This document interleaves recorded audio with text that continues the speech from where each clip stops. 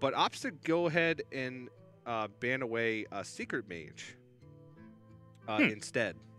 Because if you look at the Quest Rogue, I guess it's sort of a similar position as we saw in the last game, where there's 2 decks in Odyssey's lineup that are going to give him a hard time. The Quest Rogue is going to beat up on a lot of his decks. Yeah. Because of just the inevitability. Devolve doesn't do anything because it just devolves them into other 5-attack or 5/5 minions. Yeah.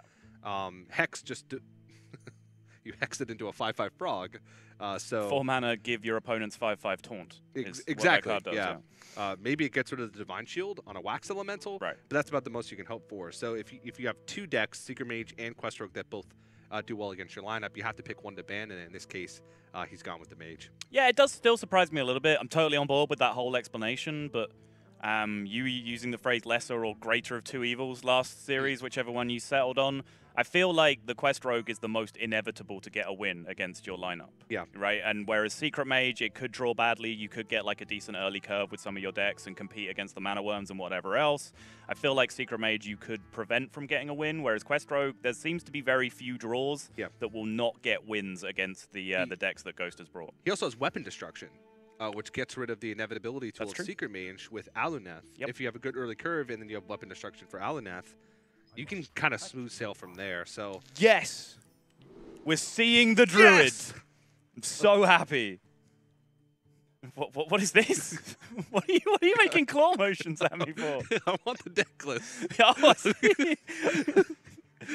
That's the only one I have. Enjoy. This isn't even the right player. You said you were going to look for them, and then you didn't. Okay. I apologize. So, off the top of my head, it's hard for me to even remember the full combo because of the fact that it's so intricate of a combo. Yeah, the combo is nonsense because all of your minions cost 0. So the combo gets to the point where it's just a charge minion and then you cube it. There can be a Kun involved. You can like Deathwing your board to activate the cube. Yeah, like either Leroy or Charge Devilsaur. Right. You cube that, then you faceless the cube. Yep. And then you Deathwing. Deathwing your cubes. And then you Deathwing your cubes. You can naturalize your own cubes as well, right? Can you naturalize friendly minions? You can, right? No? No. Okay. I'm insane.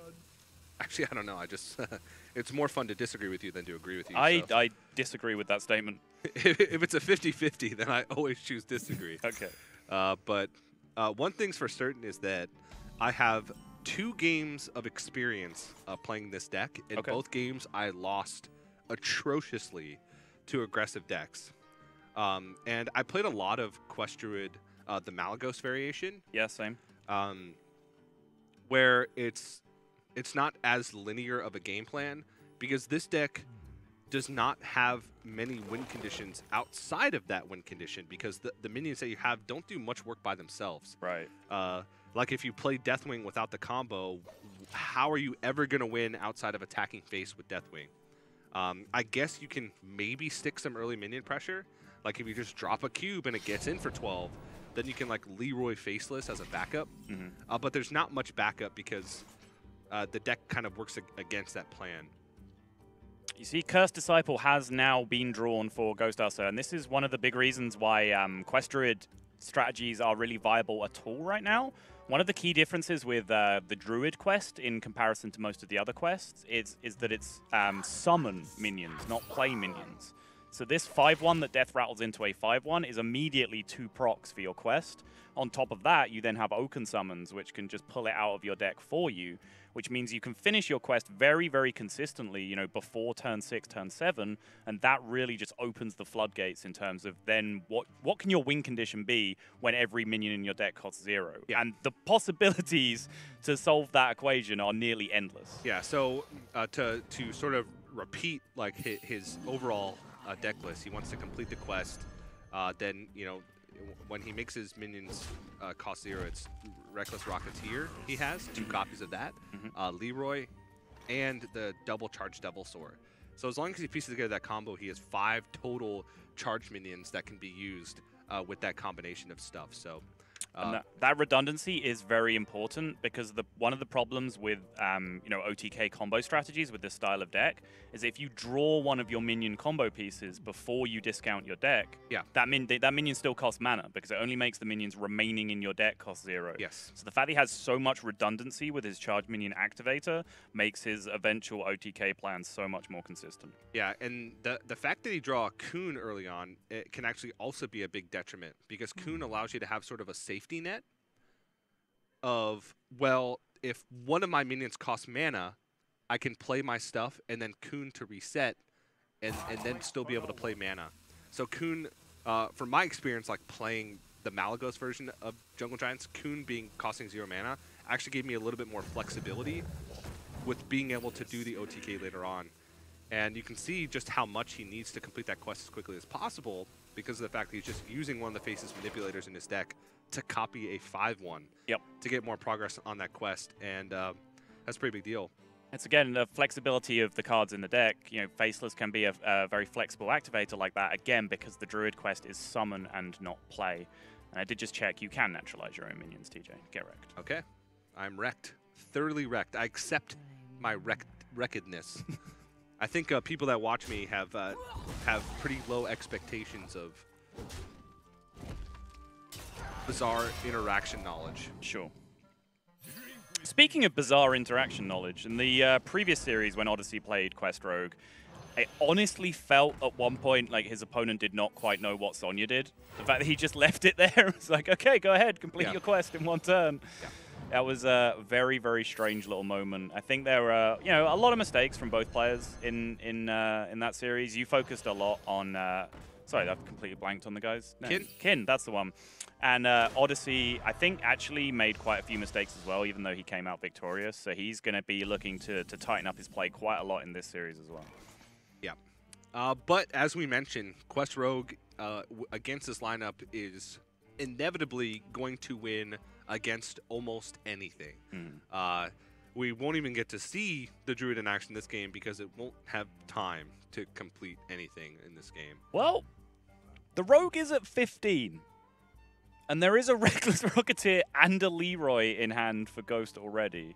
True, but that's it. Yeah. Even how many turns would he need at that point? You need 4 additional turns or exactly another Reckless Rocketeer draw to win the game.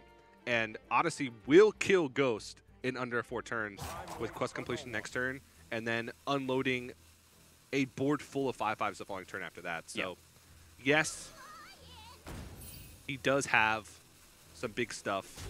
That game plan is not an option for Ghost. Maybe if he had the second Rocketeer in hand, he could go face and try and finish it. But then there's things that stop that, right? Like Wax Elemental. Wax Elemental, yeah. So it's interesting, though, because like, going back to the Power Rangers analogy, if we dare, these early matchups really aren't super relevant. This is, just the Rangers like fighting waves of plebs. Like Rita's just summoning another wave of complete idiots that die in one shot, and it doesn't really matter until that Megazord is formed. When kick them in the stomach and they're dead. Exactly. When we punch are them in the shoulder, dead. We are waiting. Kick their shin, dead. Not playing anymore, TJ. I am not going to start that sentence any more times. Oh, well, this is a really nice opportunity for Ghost. He can actually play Leroy and only summon 1 whelp for his opponent. And then naturalize the whelp. So he would summon 0 whelps for his opponent. I don't think Ghost would be too upset about losing this matchup either. Because, like we said, Secret Mage and Quest Rogue, both decks that were most likely going to take a win against almost his entire lineup. Yeah. I will probably disagree with the ban. Same. Until the end of time, but this doesn't even give him an opportunity. And actually, now that I think about it, Reckless Rocketeering the face would have given him the out of Nourish this turn. Leroy Faceless the following turn. And I think that would be his only out to win the game. I think you're right.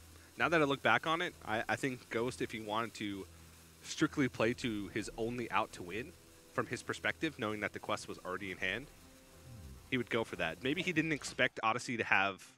No, he would have known that he had all those flame elementals. Yeah, he knew the flame elementals were there. He knew the quest was there. I think you're right. I think he threw away just a very small percentage, like 1 or 2% chance to win the game based on the play that he made. Maybe not even that, because there was guaranteed to be a reload this turn. And maybe he did the math in his head and he thought he would die this turn guaranteed if he didn't trade off that flame elemental the turn that he played Reckless Rocketeer. Yeah, that's also fair. We can't even read too much into it. It was basically a 0% chance to win from all perspectives, I suppose. So Odyssey takes an expected Game 1 victory with Quest Rogue. And now the real matchup begins. Yeah, the Quest Rogue was almost a given. As we mentioned, that the debut of the Quest Druid on stream was not as glorious as we would have hoped. We did see Ghost play on stream in one series yesterday, but he lost without getting to play his Quest Druid. He had the opportunity, obviously, to queue it at any point, but chose not to. And TJ and I were casting that series as well, when we spent pretty much the entire series just hoping that the Quest Druid would come out. Once we saw the Togwaggle King Muckler Paladin, once that had its moment, we just wanted that Quest Druid to come out, and I hope it gets its chance to show us what it can do against Warlock specifically. He did play a few games with Shaman, and one of those being against Warlock, and it just felt like it couldn't quite do enough each turn. Yeah. It almost got there a few times, and in each game that was played, it almost got to the point where it could turn it around and summon enough Jades to probably, win the game after the turnaround. But that's sort of how Tier 3, Tier 4 decks operate in Hearthstone. When they're playing against Tier 1 decks, they're almost there. And we were talking about it yesterday, Quest Druid. The nerf to Corridor Creeper made the deck that much less consistent at completing the quest earlier. Yeah. And so it's that much harder to get things online, and you have that much more opportunity to draw into those big minions earlier before you complete the quest and play Barnabas to reduce their costs. So, all right, this is I feel like every game is a treat when we're watching Ghost. I was like, oh, what's he going to queue up next? I hope he queues up Shaman. But then I realized that his Control Paladin list also has King Mukla and King Togwaggle in it. Yes. And Cold Light Oracles, and all kinds of other madness, Outdoor Peacekeepers. Like, it's so different from the Control Paladin that we're seeing other players build. This is, kind of the point that I keep coming back to. This is a bespoke lineup for a particular predicted tournament metagame. He read that there would be a bunch of Warlocks, which there are, 14 of them in this tournament, that the overwhelming majority of those Warlocks would be Control Warlocks, which they are. I think, how many people brought Zoo? 1, 2 Zoos in the tournament? At the most 2. Okay. And then, the odds of you queuing into those, just kind of made sense in his head. Your lineup has to have some kind of residual good matchups against a couple of other decks, which he's shown as he does have with some of the tools that he has, like the Weapon Destruction being okay against Secret Mage, as you mentioned, but then he chose to ban it out for this series.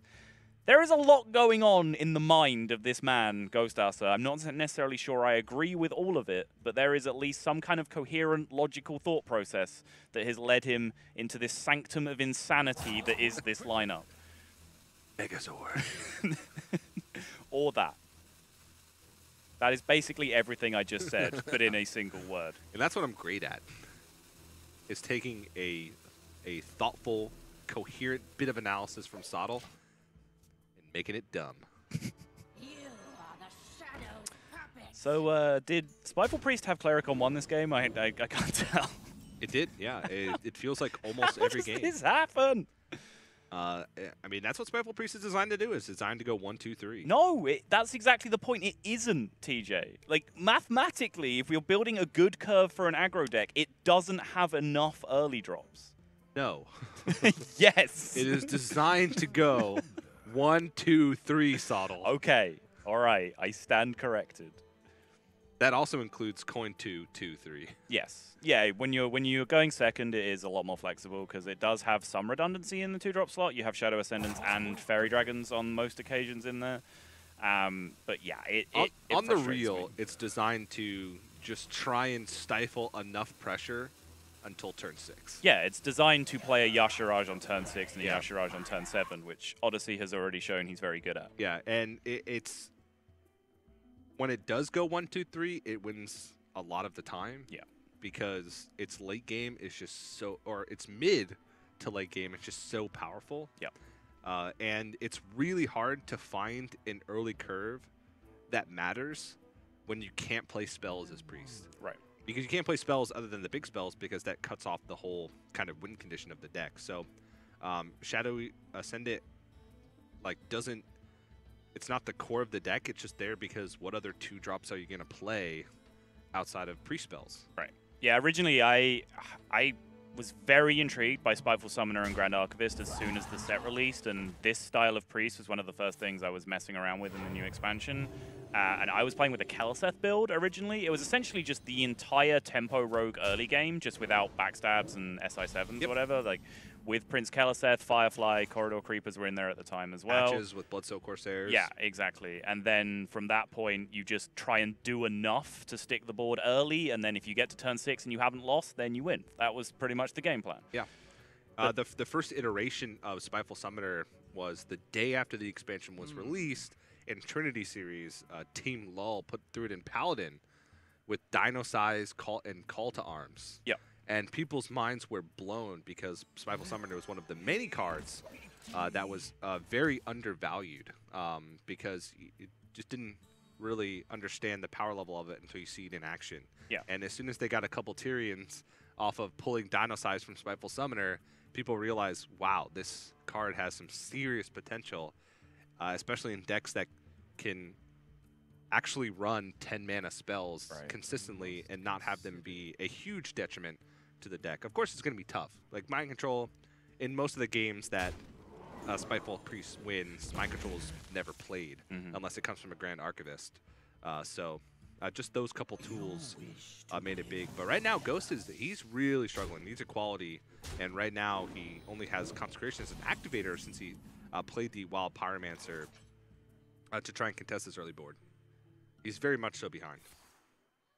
Yeah, just going to rip the Call to Arms to be able to contest. But there you see one of the downside of the text that he has. That is not the insane pile of stats that you expect to see coming off Call to Arms because he has those Acidic Swamp Oozes in there. He has to have Weapon Destruction. He has to have an answer to literally everything Warlock wants to do in his deck. And Odyssey, at this point, feels like it doesn't even need Spiteful Summoner because Ghost just hasn't had the tools to deal with these board states. He can continue to trade favorably on the board, and then the Spiteful Summoner is just going to be sort of icing on the cake. And this is kind of what we've been saying the whole time. You know, this is why you can't even really give names to these decks because they're not ladder decks, and what decks are played on ladder is kind of what frames our entire understanding of, you know, what archetypes are called. Like, none of these decks would be able to compete on ladder with any kind of reasonable win rate because they only win one matchup, and as soon as your Acidic Swamp Oozes and your Outdoor Peacekeepers and whatever else is you've packed in your deck, your Cold Light Oracles don't really do anything, this kind of thing happens. He's just losing to a bunch of mediocre early drop minions. It's got nothing to do against it. Yep.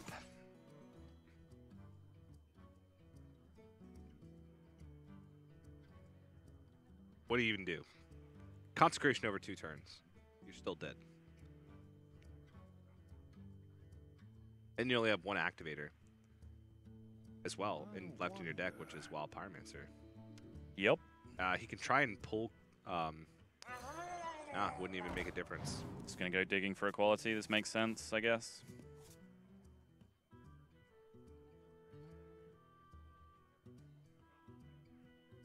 We'll still have another draw next turn. I can imagine Spiteful Summoner is going to be played, but maybe not. Maybe Odyssey will realize that, hey, the only way I lose this game is if I overextend into equality. Can you overextend when you have 9 cards in hand and 2 of them are Spiteful Summoners? You can just play one, equalities it, you play the other. Yeah. Say go. Sorry, allow me to rephrase. Can you overextend when you have 2 cards, when you have 9 cards in hand, 2 of them are Spiteful Summoners, and 3 of the others redraw you a card from your opponent's deck? Nope. That's a resounding no from the Peanut Gallery over here on my chair. Thanks, Peanut Gallery. Just takes a Pyro because it's a minion. It's a thing he can play that can continue to hit Ghost in the face. Also, kind of gives him some information that he can use while Pyromancer being in the deck. Yeah, sure. Because the Scalebane only pulls minions from the remaining deck, not the complete deck. unlike Curious Glimmerroot, which takes options from the entire deck. Does find equality, but Odyssey did play... did not overextend, if that was even possible. He Played the most conservative line by developing a 5/6. He filled his board with the most power he could have done in that one slot that was available and still did not overextend. He could have traded in 1 minion. And I guess he could. And then played Spiteful Summoner. Yeah, you're right. Either path wins in the game. Job's done. I guess Sunkeeper Tarim could do some work. But he's only got one. He could Spiteful, or he could Sunkeeper Tarim the Spiteful Summoner and get a favorable trade, survive for another turn, maybe draw quality after that. But one thing that Spiteful Priest does really well is just continue to reload over and over. And Northshire Cleric sticking on the board allowed him to draw a ton of cards. So to keep the ball running, Ghost is thinking, okay, what do I need to do to win? How can I deal with 6 more board refills? What does Spiteful Summoner say? Something heal of shoe? I don't know. I play muted, TJ. Don't ask me these questions. What does Cool Light Oracle say?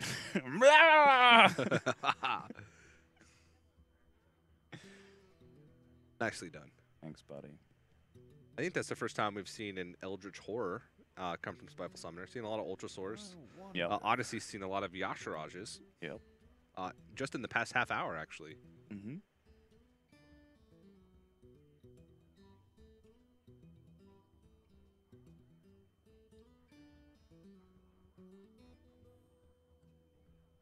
So do you have to just tower in this board? Let me think. Yes, I guess. I believe so. If this was an 8-mana turn, I could get behind just using Equality Consecrate again, and then you can press Hero Power and have 2 minions in play that you can then use to tower him for more leverage next turn. But using another Equality here doesn't improve your towering position on a following turn anyway, so I think you just have to go ahead and do it. Ghost agrees. Can follow up with Equality Consecration and then follow that up with Uther potentially. Right. But as we mentioned, Odyssey has multiple turns of reload available. Yep. This being one of them. What's in the box? Oh my god. That is 3 out of 3. On 10 rolls from Spiteful Summoner, that is 3 straight Yashirajas for Odyssey now. Oh, he got the Eldritch Horror last turn. Yeah, I said on 10 rolls, right? Because that was an 8 roll. Ah, yeah. Yeah. Yeah, 3 of 3. Granted, there's not too many 10 drops in the game. I think we looked at yesterday, there's like 11 or 12 10 drops that you can get from Spiteful Summoner, so it's not a huge amount.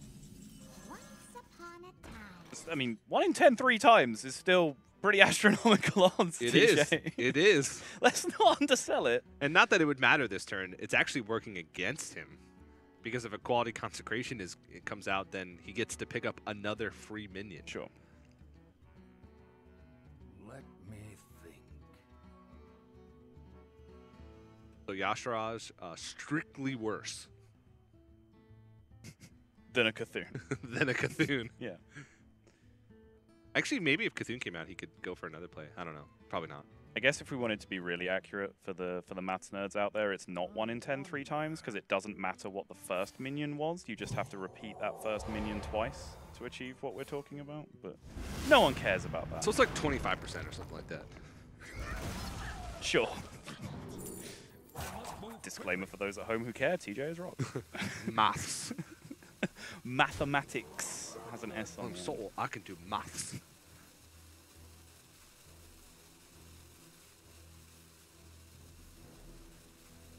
In the meantime, is Ghost actually anywhere near to stabilizing this game? No, he has no equalities, no consecrations, 1 wild pyromancer, very little spells, and Odyssey just continues to reload. He can play Uther and have a 7 health swing. So he would go up to 13 with 5 remaining on board, I believe. Wait, yeah,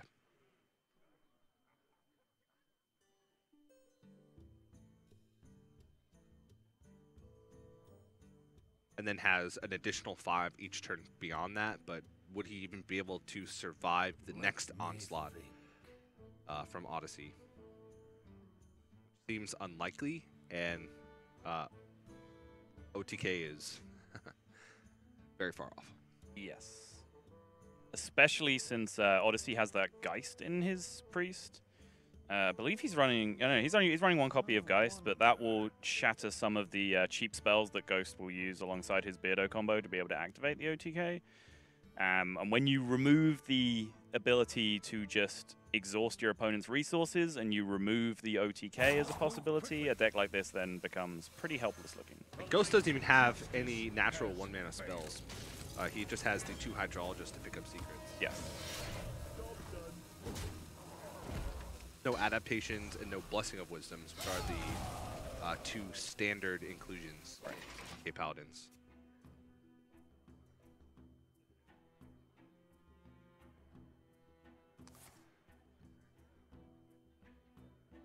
Ouch.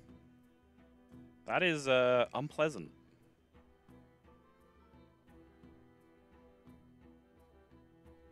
Dragon Hatcher, although it's a Dragon Synergy card, is pretty actively bad for Dragon Priest style decks because you don't really want to recruit a Draconid Operative even and miss out on the value, and like pulling a 4/1 Twilight Drake is a disaster for you. So yeah, just taking the 6/6 seems reasonable. And just going to play out one of the Wild Pyromancers to present another minion on the board.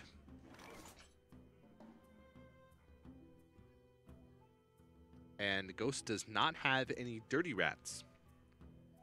So I believe the only minions he will pull from Call to Arms, if he played it, would be the second Wild Pyromancer, the second Hydrologist, and a Loot Hoarder. So not great options. Nothing that's going to help him survive. But again, he can survive. That's the name of the game. He can survive until the end of this Power Rangers episode.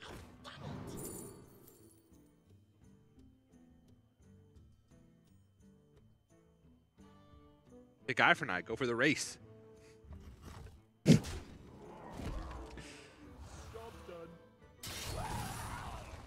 feel like Odyssey should have been playing his Geist. I mean, now the second Hydrologist has been played, there's the second Getaway Kodo anyway, so he can always destroy it, but it feels like just taking care of that secret that he knew was in hand, right? Because he knew Hydrologist had been played, had been picked up. It's just like one final Death March to sign for your opponent to just be removing those cheap spells. I also feel like going wider would have been better in that situation. He could have developed 3 minions with Curious Glimmerroot, Cobalt Scalebane, and Wild Pyromancer. Sure. And one of those would have been buffed, which spreads out targets for Eldar Peacekeeper. Mm-hmm. That's fair. And more attacking bodies, especially with both Consecrations gone and both their qualities gone, seems better. Mm-hmm.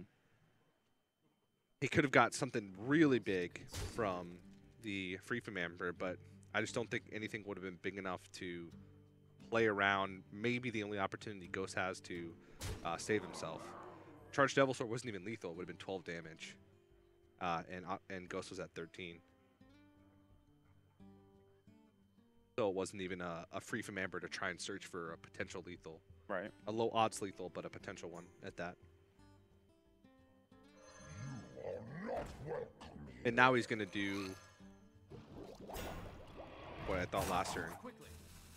I think he just used the Wild Pyro here, right? Instead of heal. Yeah, unless he's just somehow clinging on to that Pyromancer Repentance synergy, I guess, that he has in hand, but that doesn't really make any sense. I like just dropping it as an extra body for sure. I think that's the end of the line. Can't clear off enough minions and can't stop enough damage. He attacks into Tar Creeper with his weapon. He goes up to 6. Can clear off the 5/5, the 6/2, and leave up 6 damage. And then there's 6 that kills him, Yeah. What's in the Call to Arms box? Is there anything left that's relevant? A Loot Hoarder, a Wild Pyromancer, and that's it. Okay. Because he's played both Hydrologists now. Frostmourne calls. So not enough to get the job done. Since he doesn't have Dirty Rats, so he can't find anything that's going to block damage. Right. The Oh, he actually played. Did he play the second Loot Hoarder early? I guess so. Because he summoned double Acidic Swampus and Loot Hoarder off the first Call to Arms. Yeah. I guess he played the second Loot Hoarder and I missed it.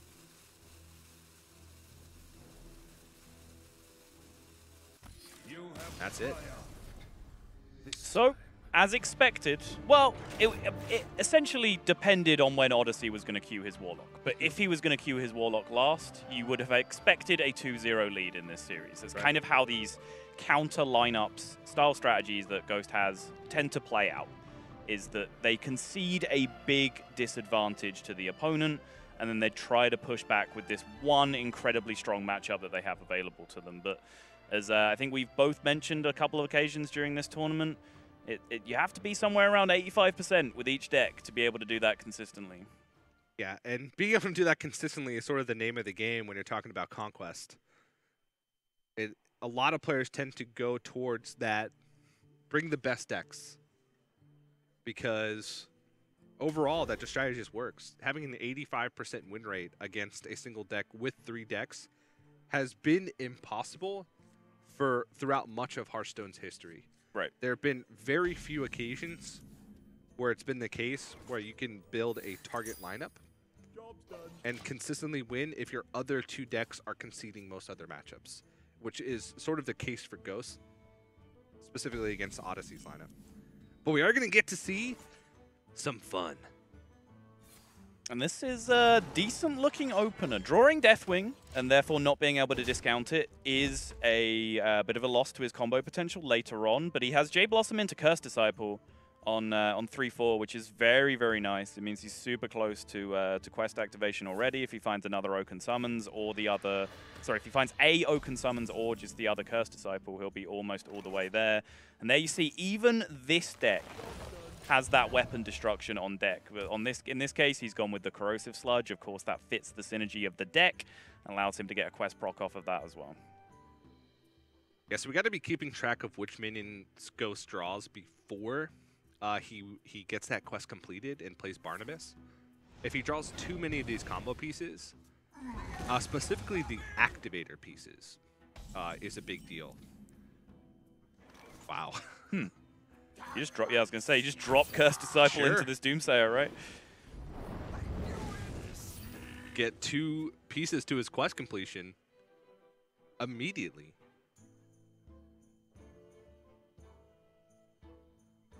And as you mentioned, Ultimate Infestation, once Barnabas is played, is going to allow him to reload and pick up a bunch of 0-mana minions, theoretically. So. Yep. Yeah, I mentioned that you know, Curse Disciple and Oaken Summons were really a potential activator for the Quest Druid being viable, but before that even, Ultimate Infestation coming into the game was what first started people's mind racing that maybe Quest Druid might be a thing, just because you could so quickly access a bunch of those 0-mana minions out of your deck. Because that was the big thing that was holding it back originally, right? Is that you played your Barnabas, but then essentially nothing happened. Everything that was available to you immediately, nothing changed. Your hand was exactly the same, the minion didn't do anything, and you just drew 1 card a turn that cost 0. Well, who cares? Like, if you're only drawing 1 card a turn that costs 0, then they might as well cost 10, because that's how much you're going to spend to cost it. Right. Yeah. But suddenly then the ability to just draw a bunch with Ultimate Infestation really just set off the alarm bells, and there is the Oaken Summons. Which, if this pulls Curse Disciple, which I believe is the only minion it can pull, is a quest completion. Yes, it is. So Barnabas should be able to come out next turn. Now, the one big question mark I had about this deck against Warlock was, if you are pulling off your OTK with the charge minions and a Void Lord or multiple Void Lords is on the board, you have to be able to kill the first Void Lord and then Deathwing to push all of your charge minions through. Otherwise, you have to throw these charge minions that you're respawning into Void Walkers. And sometimes the Warlock's going to be low enough for that to just happen anyway, and for you to get that done anyway. But even when you complete the combo, it's not guaranteed that you even win the game if the game is at that sort of situation. And an important housekeeping note, because Odyssey has taken the slightly unusual stance of playing Skulking Geist in all of his decks, GhostASA now does not have access to Naturalize anymore. That's right.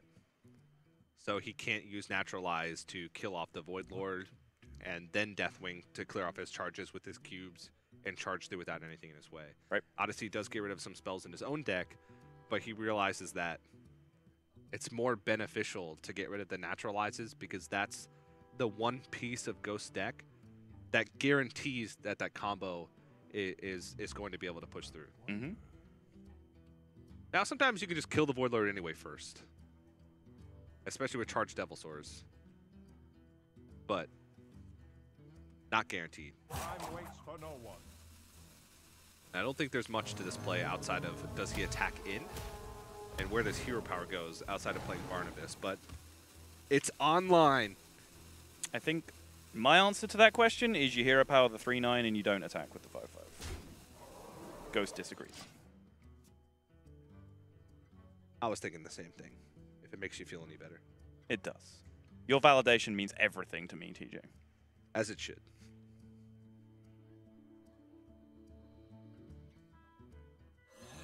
Oh, yes. I wonder if Odyssey has any experience playing against this deck. No, 0.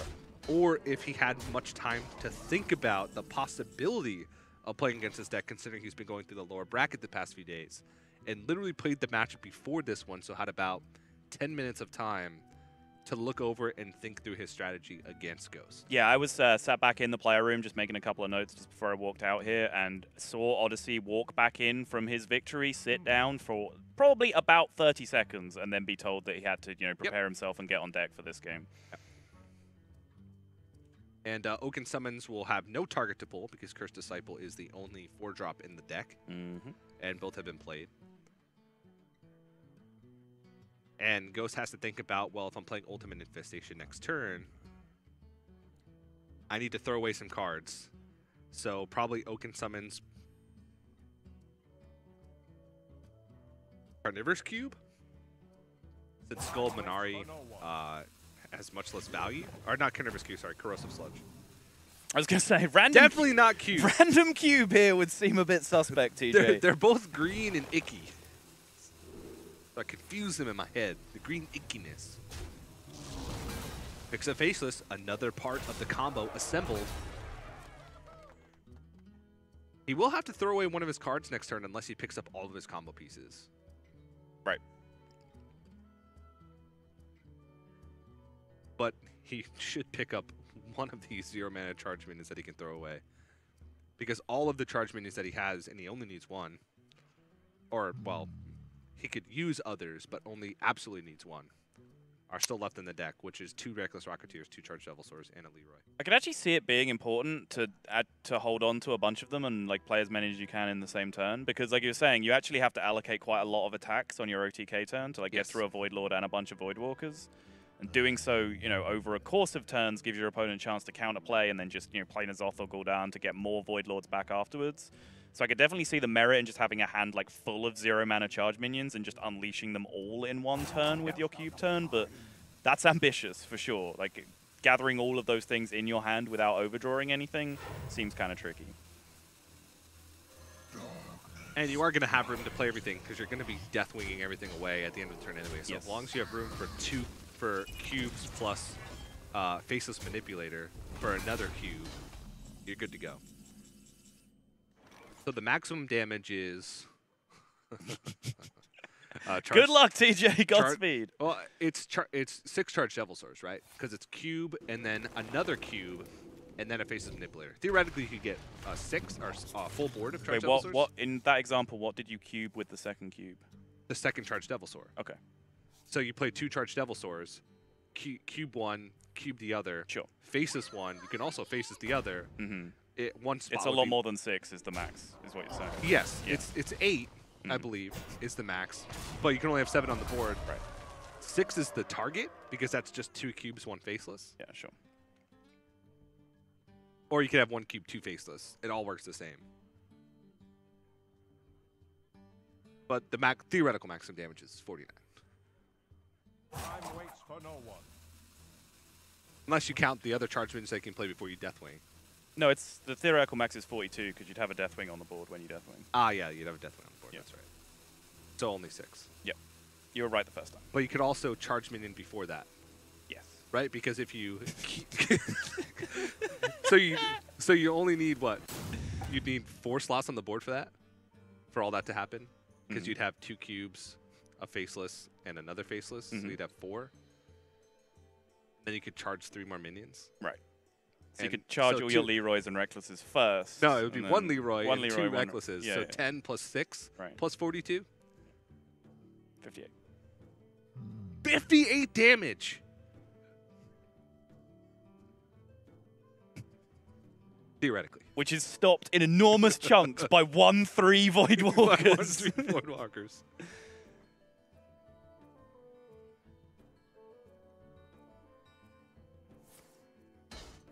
And Sabo can attest literally for the past 2 minutes while I was doing that. I didn't even look at the screen. No, he didn't.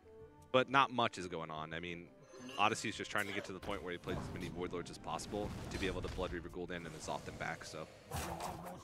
I was making as much polite eye contact as I could to TJ frantically trying to work that out while also trying to watch the game. It was kind of a tricky endeavor to undertake, I'm not gonna lie. But until you assemble that entire combo, it's hard to juggle throwing away pieces that you don't need. Right.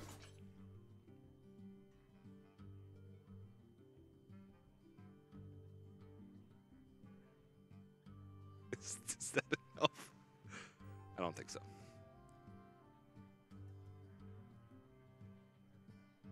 Nope. It'd be 3 Leroys, right? Or 2? 4? 4 Leroys? Because you could Leroy Cube Faceless and then Deathwing.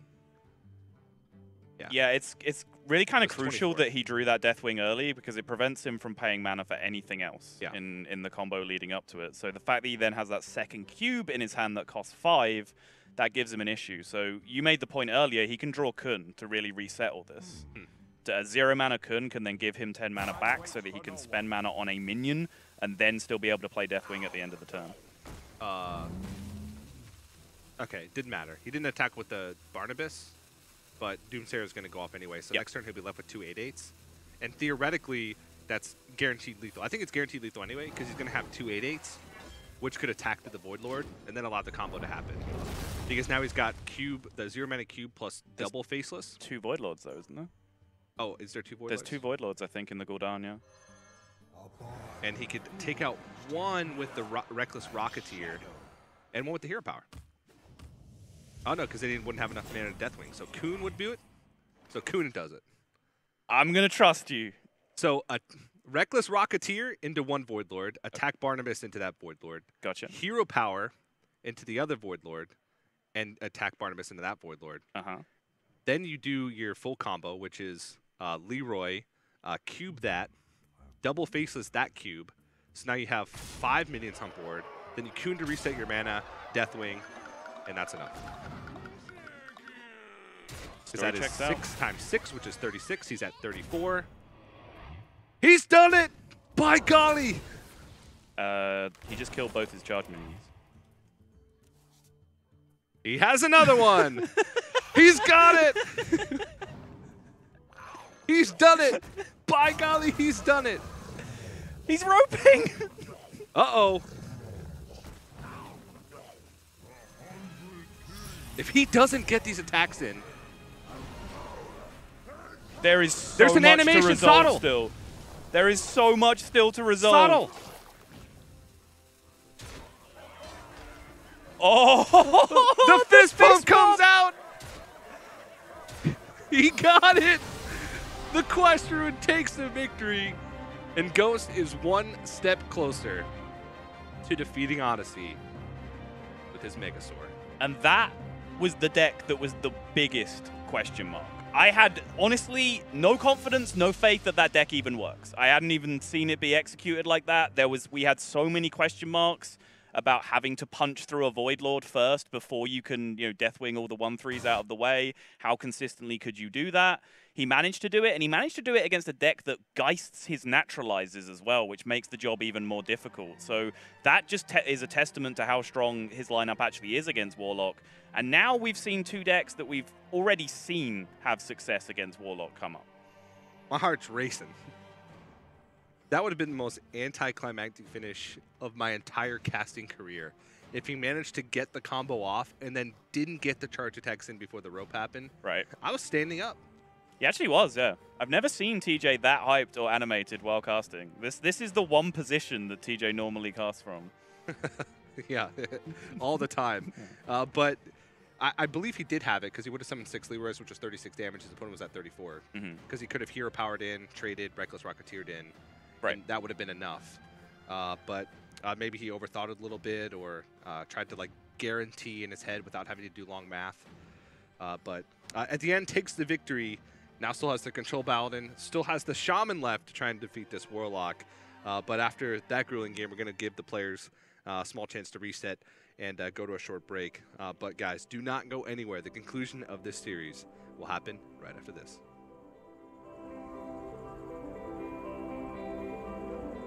The Cine HCT stop is proudly supported by McDonald's Australia.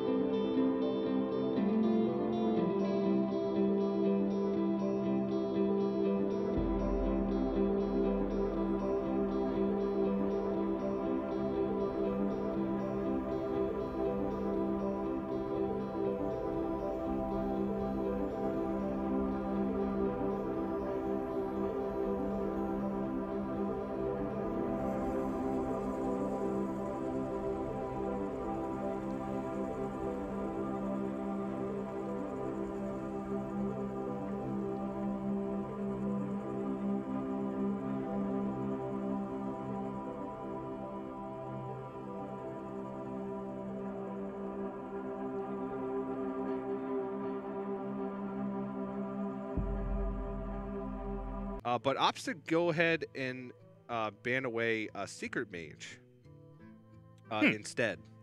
Because if you look at the Quest Rogue, I guess it's sort of a similar position as we saw in the last game where there's 2 decks in Odyssey's lineup that are going to give him a hard time. The Quest Rogue is going to beat up on a lot of his decks because of just the inevitability. Devolve doesn't do anything because it just devolves them into other 5-attack or 5/5 minions.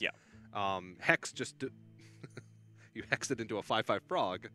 So 4 mana, give your opponents 5/5 taunt. Exactly. Does, maybe it gets rid of the Divine Shield on a Wax Elemental. Right. But that's about the most you can hope for. So if you have 2 decks, Secret Mage and Quest Rogue, that both do well against your lineup, you have to pick one to ban. And in this case, he's gone with the Mage. Yeah, it does still surprise me a little bit. I'm totally on board with that whole explanation, but you using the phrase lesser or greater of 2 evils last series, whichever one you settled on, I feel like the Quest Rogue is the most inevitable to get a win against your lineup. Yeah. Right? And whereas Secret Mage, it could draw badly. You could get like a decent early curve with some of your decks and compete against the Mana Worms and whatever else. I feel like Secret Mage you could prevent from getting a win, whereas Quest Rogue, there seems to be very few draws that will not get wins against the decks that Ghost has brought. He also has Weapon Destruction, which gets rid of the inevitability tool of Secret Mage with Aluneth. If you have a good early curve and then you have Weapon Destruction for Aluneth, you can kind of smooth sail from there. So yes, we're seeing the Druid. Yes! I'm so happy. What is this? What are you making claw motions at me for? I want the deck list. Oh, that's the only one I have. Enjoy. This isn't even the right player. You said you were going to look for them, and then you didn't. Okay. I apologize. So off the top of my head, it's hard for me to even remember the full combo because of the fact that it's so intricate of a combo. Yeah, the combo is nonsense because all of your minions cost 0. So the combo gets to the point where it's just a charge minion and then you cube it. There can be a Kun involved. You can like Deathwing your board to activate the cube. But, Yeah, like, either Leroy or charge Devilsaur. right. You cube that, then you faceless the cube. Yep. And then you Deathwing. Deathwing your cubes. And then you Deathwing your cubes. You can naturalize your own cubes as well, right? Can you naturalize friendly minions? You can, right? No? No. Okay. I'm insane. Actually, I don't know. I just it's more fun to disagree with you than to agree with you. I disagree with that statement. If it's a 50-50, then I always choose disagree. Okay.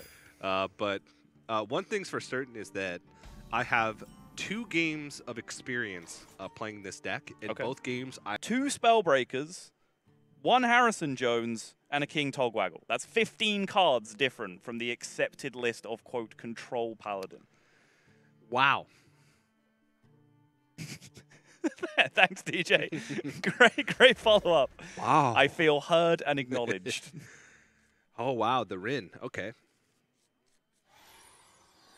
That can be a problem.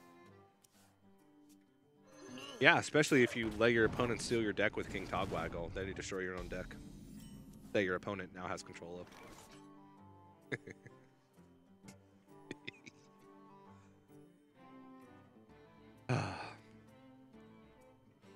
But yeah, on the real, this King Mukla is in there because you want to try and overdraw them. You want to fill their hand with bananas at a point where hopefully they are at a bigger hand size. Yeah, it also, so naturally against Warlock, you can just Mukla them on curve, and if they've gone for a tap-tap giant strategy, then that leads them into overdraw.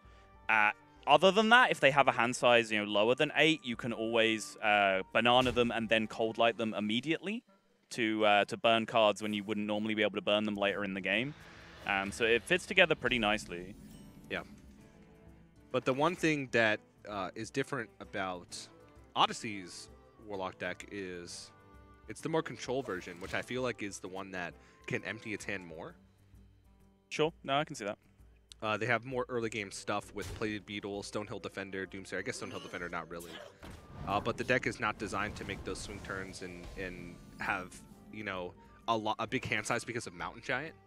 Because he doesn't run Mountain Giant, he doesn't run the Doom Guard, so it's more of that control style. Right. But that deck is more vulnerable, I feel, to the OTK. It's very, very true. Because it's not pressuring you, so you have so much time to be able to develop towards that plan. Yeah, and crucially, it goes back to the Rin being an important draw for Odyssey, because not only does that put a clock on GhostASA, where he's actually going to have to counter pressure just to make sure that Odyssey can't just slam through the seals one by one, it also does represent that pressure you're talking about, because just, a few Jade Golems turn after turn getting a 2-2, 3-3, 4-4, 5-5 actually represents a bit of pressure on GhostASA that could slow down his game plan.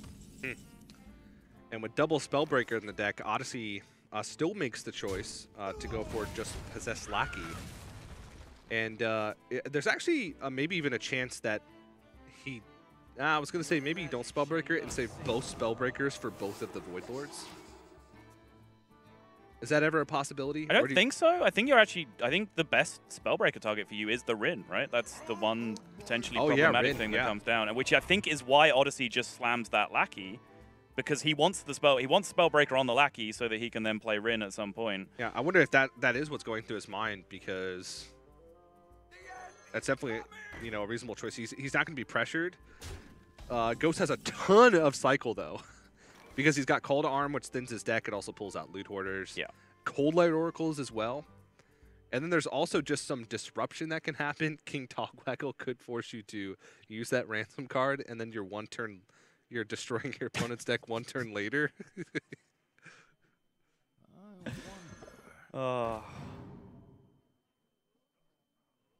He has to throw away a card here.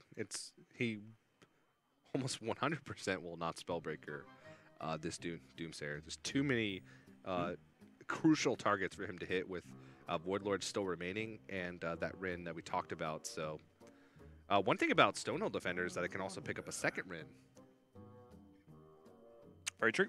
So even if the first one gets Spellbreakered, he has another Stonehill Defender in the deck to possibly find one that's going to stick and be able to get those seals rolling. But it'd be much later in the game, and by that time, maybe Ghost will have had enough time to go into this OTK. And that's one of the also reasons why he's holding on to the coin. No real reason to use the coin as to get tempo out. You would definitely want to hold that to where you can use that for the OTK with Uther later on.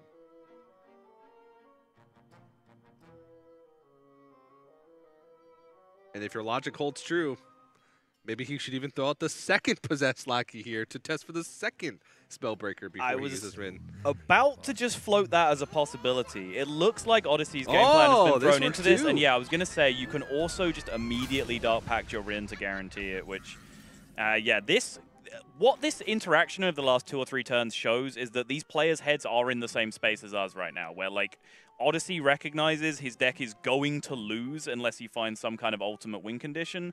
That for him is Rin, and Ghost wanted, with that second Spellbreaker in hand, knew he was free to hit the first Possessed Lackey with his first Spellbreaker, but now the opportunity to deny the Rin is well and truly gone for him, and this can actually get messy for him. I do feel a little bit bad for Ghost, because the first time we see him on stream, I mean, let me just kick this off straight away. He won 3 games off stream before we even saw him lose, right? Two. He won matches. 2. Yeah, he was in the 3rd round of winners on before we even saw him lose on stream. Since then, he lost that game on stream, and now he's down playing against a guy who has Control Warlock with Rin in it, which gives him a chance in the matchup. And then he has Skulking Geists in all his decks, which were messing with the Quest Druid and the Naturalize. Yeah. Like, it's a very unfortunate lineup for him to run into. But then I have to counterpoint that by saying, if your lineup is so fragile that like a little thing like your opponent playing Control Warlock instead of Cube Warlock can ruin your entire tournament chance, well, there's a good chance your lineup just wasn't going to work in the first place. Great point. Great point. Ghost still has a chance. He still has a good amount of time, at least a few turns before the seals are going to wreck him. And he does have more cycle with Loot Hoarder, with King Mukla plus Cold Light Oracle. He can overdraw 1 card, I believe. Actually, 2 cards from Odyssey. And King Togwaggle can delay. Oh, God. Yeah, Odyssey is just jamming some seals right now. Not really much else to it.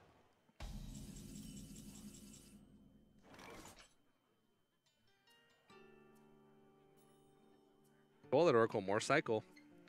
At the moment, he needs to find Auction Master Beardo and Uther. Yep. To be able to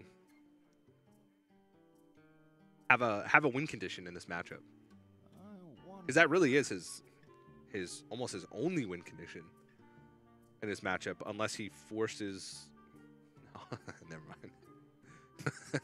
Forces Odyssey to overdraw the ransom card from King Togwaggle, steals his deck, gets Void Lords and Blood Reaver Gul'dan, and can win via that way. But the seals do not discriminate. They will destroy your opponent's deck, whether it's theirs or your own. Right. But it is funny. It is really quite amusing. You're not wrong.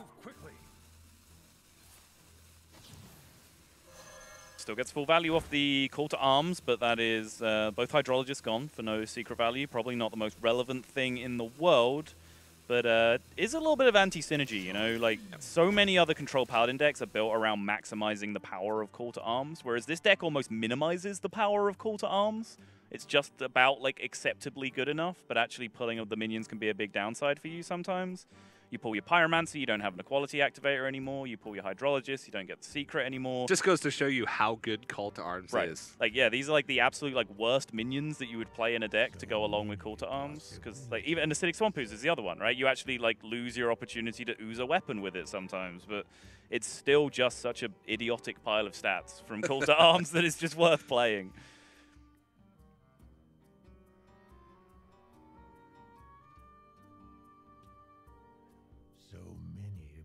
Odyssey can, of course, fill Ghost's hand up with coin, force him to overdraw. But at this point, that's not really too relevant unless you hit exactly Auction Master Beard or Uther, and there's no way that he can know that those aren't already in the hand. And giving Ghost 2 coins would probably kill him more often than he would win the game by overdrawing one of those two combo pieces. Yeah, people like to say that overdrawing cards is only relevant when the game goes to fatigue. If the game goes to fatigue via you eventually destroying their entire deck, then that kind of changes the equation on whether an overdraw is relevant as well. There's Uther. One piece. And Seal was not played last turn, which means that Ghost has an additional turn. But also, keep in mind, he's at 12. And there is a decent amount of damage on the board. So he's got to try and make the decision of, well, do I try and draw cards, or do I try and fight back on the board this turn? Uther clears the board, right? Yeah, he could just play Uther and have that health swing, get that weapon online, and then open up his mana utilization for the following turns. Yep.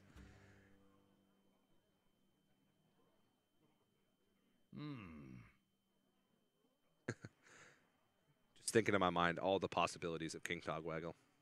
Costs 8 mana, so you can hero power with it, which forces your opponent to play the ransom card and also deal with your 2/2. So what you're telling me, TJ, is that King Togwaggle is a very expensive way to make one Horseman of the Apocalypse hero power stick to the board for a turn. Yeah. Okay. And then you might as well just play like Zola the Gorgon to get that job done, which has a ton more uses than King Togwaggle in almost any situation. Lackey Defile, after lowering the Tyrium to 1, is going to pull him Void Daddy number 2 as well. He has N'Zoth in hand, so his pressure game is about to go through the roof. But he has diverted a long way off this Seal plan, right? And now we see that Ghost is only just the Beardo away from having the potential full combo in hand. I think it was definitely intentional because he realized how many cards Ghost was drawing. And Ghost has, what, 5 cards, you'd say, left? That little stack there. So he's almost drawn through his whole deck, so it's very likely by the time he got those seals finished, which is a pretty big investment. Although, with the Burgly Bully getting silenced and not giving additional coins, and with both Hydrologists being pulled from Call to Arms, so no 1-mana spells are available, he actually doesn't have OTK right now, right? You're right. Yeah. So there's... wait, the second Burgly Bully you said was... one Burgly Bully was silenced. I don't think the second one has been played so yet. he still technically has a way to OTK if the second Burgly Bully would have to get 3 coins. Right. Because he has no 1-mana spell and no Hydrologist left. So, it would have to get 2 coins because he has the natural coin left that he's kept since the beginning of the game. There's Beardo. Yeah, but it just seems like it's an impossible task at this point because Odyssey can build up big enough board each turn to be able to contest a Burgly Bully without having to use a spell. Well, Ghost does have Pyro Quality available, so he can Pyro Quality Burgly Bully as a reset at any point, but Odyssey has a bunch of Death Rattle minions and that are going to be in play, so it's hard to make that kind of thing happen as well. But then Ghost has the weapon equipped, which means he can try and chew through the first part of a Death Rattle, then wipe with Pyro Quality, then play the Burgly Bully, if we've even kept track correctly and the second Burgly Bully is still in the deck. In the meantime, his deck is pretty close to being destroyed. There is 5 cards left. Well, there was 6 cards last There time. was 6 cards when you called it. One card off, yeah. And if he plays Wild Pyromancer Quality this turn, that game plan is completely ruined. This I emphatically do not agree with. Because his second Wild Pyromancer was pulled out from the Call to Arms, I do believe. Correct. So... There's the Bully. I honestly don't understand his long-term game plan at this point. If he can stick one of those 2/2s.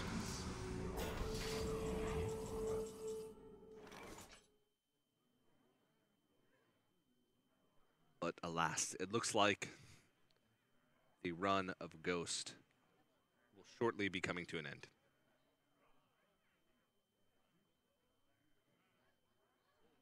One of these possessed lackeys will still pull a Wardlord, right?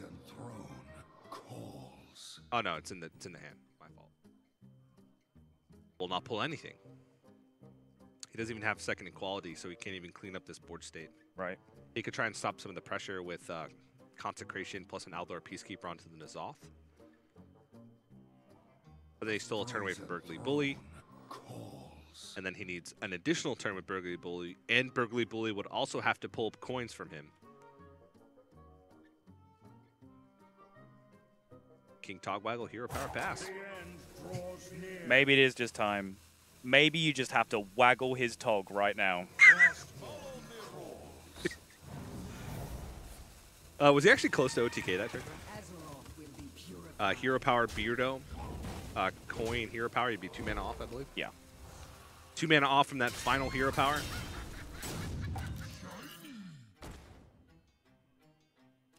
One by one, Odyssey is just seeing all the cards that he needs to see. These are the threats that he needs to take care of. If he can eliminate that bully, which he can.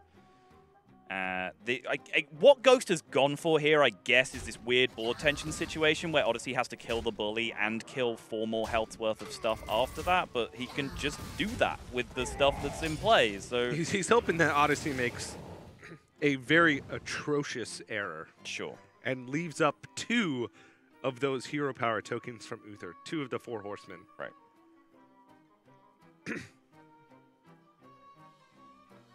Yeah, this game has been difficult for a while because Odyssey did start to get that seal pressure going, and that made Ghost have to switch to a very cycle-heavy plan. Didn't really have time to establish his burgly bullies in the way he would have liked.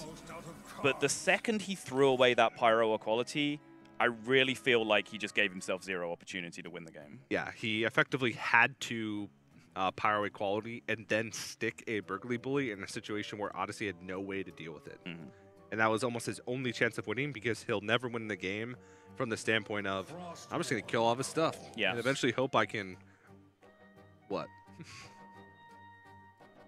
Waggle my tog. Waggle my tog, exactly. That's, I mean, even with the burgly bully plan, right? If you Pyro Equality and you drop a burgly bully, Odyssey's just going to Gul'dan or N'Zoth and just leave the burgly bully there, right? And Yes. give it 0 coins and then just kill it the next turn. So even then, you're not going to win the game, but it's at least like a plan, right? It's a route to victory, and I don't see that Ghost even had that in whatever his world was. Maybe he had a thought process that I'm not identifying. It's very possible.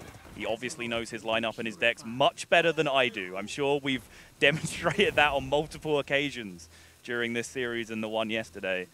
But yeah, I don't see what his long-term plan was in this game in particular. I'm in the same boat as you.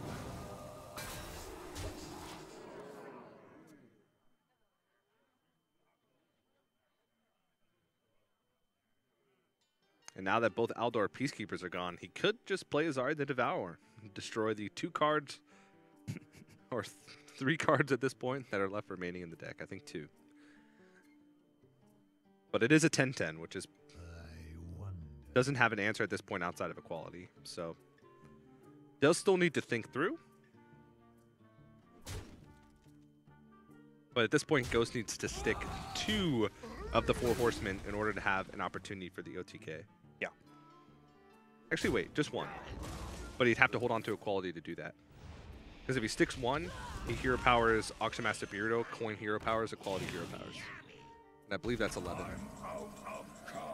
Yeah, so if he sticks 1, but holds on to Equality, then he could do it. But that's almost impossible. He is going to be dead long before any of that madness happens. King Togwaggle is... Just waggle his tog right now. Come on.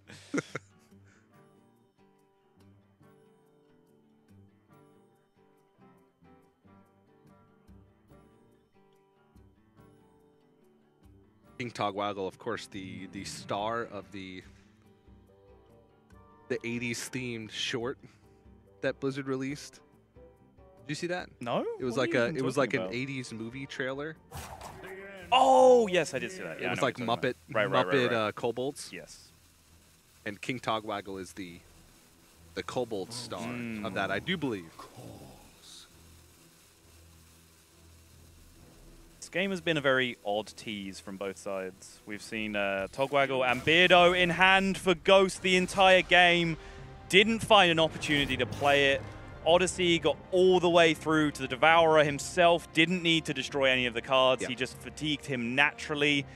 But yeah, I mean, what can you say about Ghost's strategy? First off, of course, congratulations to Odyssey for continuing in the bracket. But Ghost's strategy in this tournament is, of course, a massive talking point. And it really didn't take much, it seemed, for his plan to fall apart, right? It was a couple of Skulking Geists and the fact that it was Control Warlock instead of Cube Warlock, and suddenly it became very messy. And as much as you have to commend players for bringing these off-the-wall strategies, and we've had as much fun casting Ghost as we've had in a very, very long time casting Hearthstone, if your goal is to win the tournament, extreme counter lineups like that, to the point of ridiculousness, are probably just too fragile to have like a consistent success rate and win a tournament.